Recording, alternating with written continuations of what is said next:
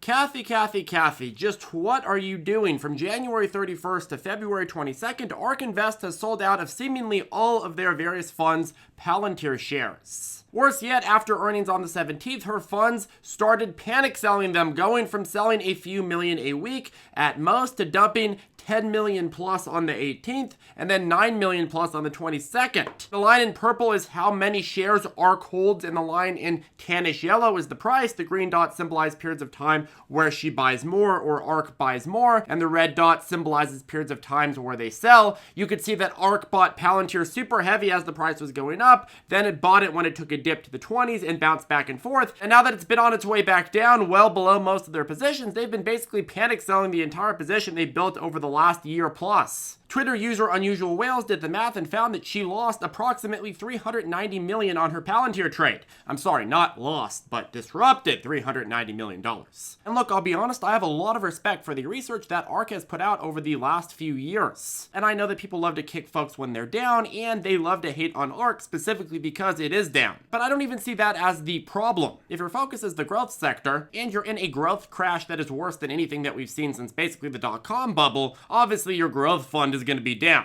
We have unprecedented inflation right now, and that is hurting multiples on anything that is forward-looking. Unfair to criticize a long-term fund on short-term performance. But the problem that I have with ARK, and why I kind of feel let down to be honest, is because they've preached the value of finding disruptive innovation through substantial research, buying it, taking advantage of the inefficiencies by buying low and selling high when things get euphoric, but overall keeping to a long-term 5-year time horizon so that innovation and disruption can play out in a decent amount of time. The big thing that made people like ARK a few years ago was that they had conviction to hold a lot of these stocks during the massive downturn of 2020, and then had huge returns as a result of that. But now we're in a new downturn, and it seems like all the conviction in a lot of these companies is just out the window. You're seeing ARK Invest basically swing trade very poorly a lot of these conviction plays that were supposed to have like a 5-year time horizon, oftentimes selling out of really good positions at very low prices in order to buy companies like Zoom or Roku, which I struggle to see as disruptive in the first place. And really, it's not about the types of stocks that she likes. We can disagree on the power of Zoom. Maybe that's going to be the biggest company in the next 10 years. Highly doubt it, but maybe. But the point is that she and this overall fund switch over and over again. And it's not just Palantir. Look at Skills. Same deal. They loved it when it was going up. They loved it on the way down, and then it started accelerating downward in the growth crash, and they decided, you know what, let's sell out of nearly everything. Twitter, same thing, sold out of nearly everything as it was going down after building a position for many quarters. If you look in purple, you can see their cost average, then look where they sold. JD, they really liked it in 2020 and 2021. They've also emptied most of their position as of now. PayPal was another super atrocious one, probably the most atrocious.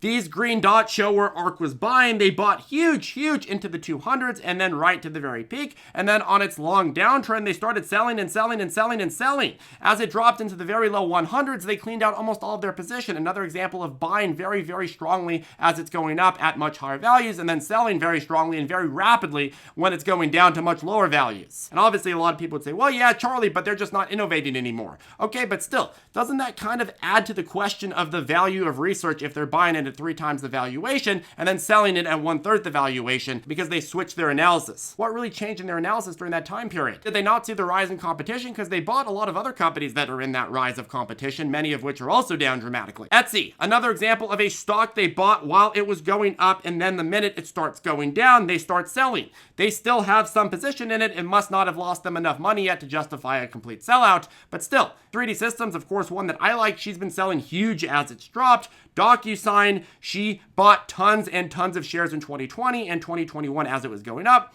but then it tanks and ARK magically decides that it doesn't deserve any conviction anymore. CLLS, she bought at much higher valuations and then has been panic selling as it's dropped. Snapchat, I really love this one. Buys the dip as Snapchat gets beat down back at the end of the last year, and then as it dips more, she starts selling, and then prior to earnings, she basically closes the position entirely, and then Snapchat has a huge beat and the price bounces up after she's already out of it. Another one, Live Person, she bought heavily last year and then reversed course and decided to close the entire position as it got cut in half. I have complete respect for dip buying stocks that you have a lot of conviction in, even if you think the market conditions are going to get worse, because you never really know when things are going to turn around. But what I don't have respect for is consistently flip-flopping on the very same companies that you bought the dips on with investor money. I think, quite frankly, it's ridiculous and shows either 1, you're incompetent with research, or number 2, you really just don't have the stomach for innovation. Now, I am going going to keep going through this and then talk about where she's rotating this capital into and my speculation on why she's doing this and kind of giving her the benefit of the doubt. But first, amidst the storm of uncertainty in stocks, real estate, and crypto, it's difficult for investors to know what to invest in. And the truth is, the cusp of every market pullback is an opportunity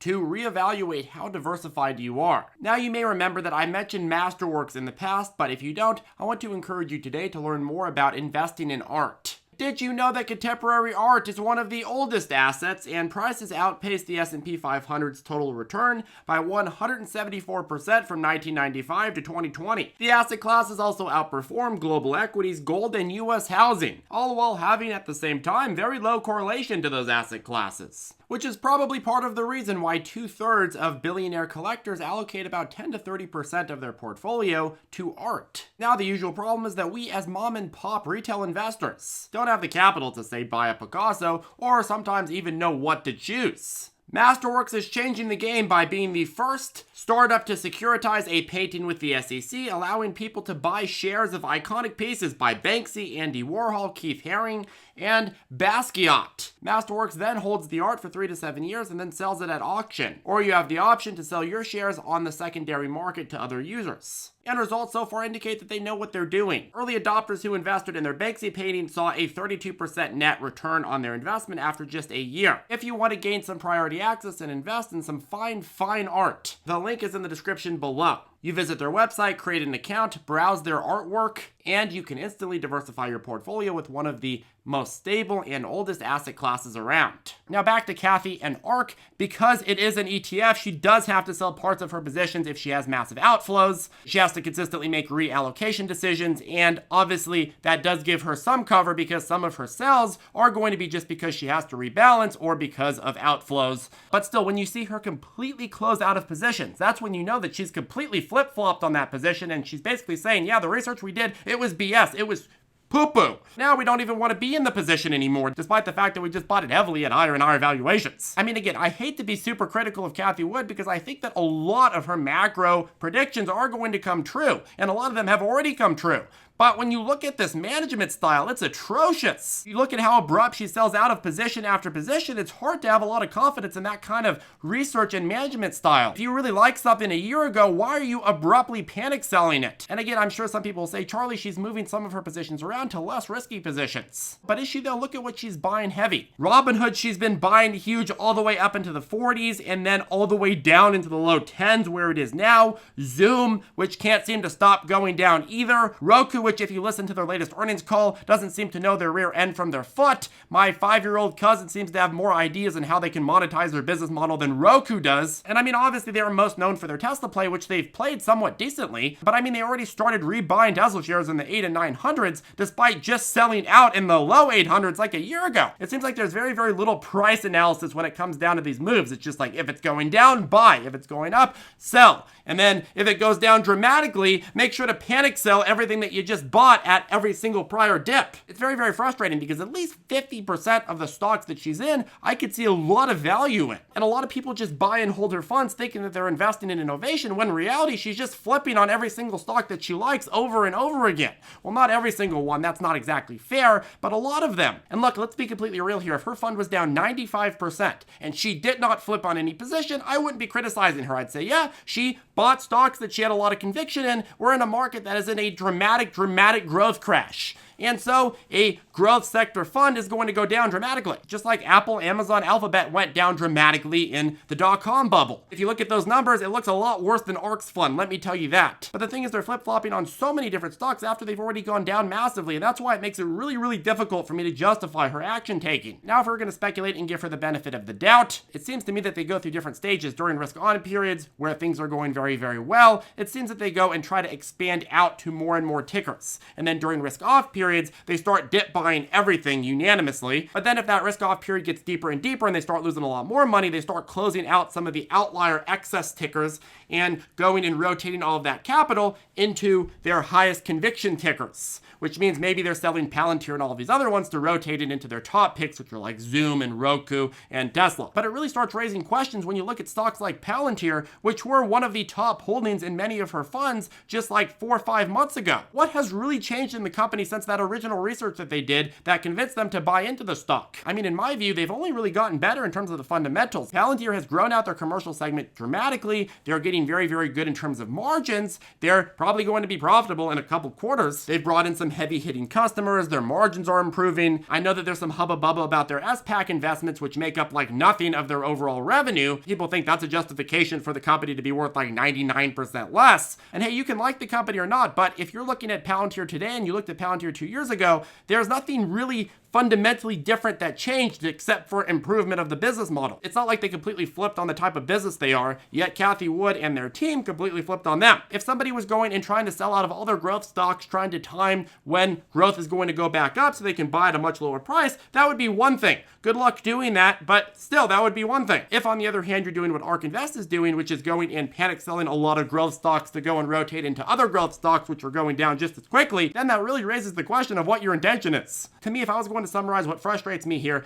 it's just this abrupt selling of stocks that they supposedly did a ton of research on a year or two ago, and many of which they've bought the dips on over and over again with investors' money, and now all of a sudden, they're not worth any conviction whatsoever. Let's go ahead and panic sell out of PayPal and Palantir, and let's go buy more of the dips on Robinhood, which is just getting destroyed and whose numbers are likely going to be terrible for the upcoming quarters. It's very, very disappointing. I hope that Cathie Wood and ARK Invest redeem themselves, but it's very frustrating to see the decisions they've been making as of late. But anyways, aside from that, another bludgeon of a day. You've got the Dow down, the S&P down, the NASDAQ down, the Ruskies down, the S&P 500 is officially in correction mode at negative 10.78%. 10% is the threshold for being in a proverbial correction. And keep in mind that because of the back and forth, almost half of the drop in the broader market can be accounted in the last 5 days. Andrew Slyman, a portfolio manager at Morgan Stanley Investment Management, said about half of the time a 10% correction becomes a 15% correction, and a quarter of the time a 10% correction becomes a 20% correction. Now, of course, the complicating factor, or rather factors, are the Fed is working against the market, inflation has no signs of slowing down as of late, Putin is continuing to cause a ripple of fear. There's no shortage of reasons to think that this time we may fall into that 20% plus correction. But keep in mind that it always feels like fear is never going to end, that the market is just going to keep going down to more and more and new lows. The thing is that what you do when the market is in fear mode and when that lovely VIX is going up determines what your returns are going to be over the long run. That's not saying go and buy everything, but it is saying make sure that you're not falling for the narrative, which is stocks will never come back. I see a lot of analysts trying to factor in what Putin is going to do and putting Putin into an analysis formula for their stocks. But it's just not that simple. You can't put his whims into a formula. My take is what my take has always been. I would focus on buying stocks that you see a lot of long-term value in, regardless of what Putin does tomorrow and regardless of what the market decides to do next week. I would focus on buying companies that are at very, very cheap deals that you really believe in, that you believe in almost as much as you believe in gravity. And then don't flip-flop on them if you feel you've gotten a good deal. I really believe that more money is lost in the selling of stocks too early than it is in buying the stocks at the wrong time. So something to keep in mind. Anyways, folks, that caps off this video. Thank you to Masterworks for sponsoring us today. If you have any questions, feel free to reach out to us below or join us on ZipTrader Circle. If you'd like to join us in ZipTrader U, I'll put the link below. Have a good one, and I'll see you in the next video.